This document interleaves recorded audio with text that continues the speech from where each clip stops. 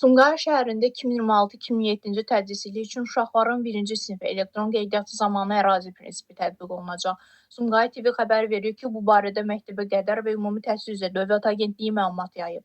Bildirilib ki, şagird sıxlığının qarşısını almaq məqsədi ilə bəzi məktəblərdə mikroərazi üzrə daimi qeydiyyatda olan vətəndaşlara üstünlük veriləcək. Eyni zamanda valideynlərdən birinin həmin məktəbdə işləməsi və ya uşağın bacı və ya qardaşının orada təhsil alması da prioritet kimi nəzərə alınacaq.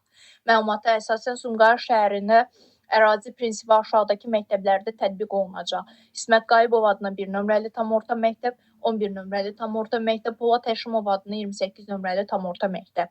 Qeyd edək ki, Abşeron rayonu üzrə ərazi prinsipi tətbiq olunmur. Burada yalnız digər meyarlar, valideynin həmin məktəbdə işləməsi və ya uşağın bacı qardaşının orada oxuması əsas götürüləcək. Abşeron üzrə siyahıya daxil olan məktəblər bunlardır. Xırdalan şəhəri Bəxtiyar Cəfərov adına 3 nömrəli məktəb lisey, Xırdalan şəhəri Veysel Musibov adına 5 nömrəli tam orta məktəb, Masazır kəndi 4 nömrəli tam orta məktəb.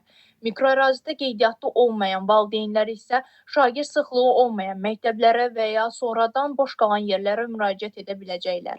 Bildirilib ki, daimi qeydiyyat ünvanı uyğun gəlməyən valideynlər 17 fevral, 15 aprel tarixlərində Sumqayıt şəhər 2 saylı Asaq Xidmət Mərkəzinə yaxınlaşaraq təklif və rəylərini təqdim edə bilərlər.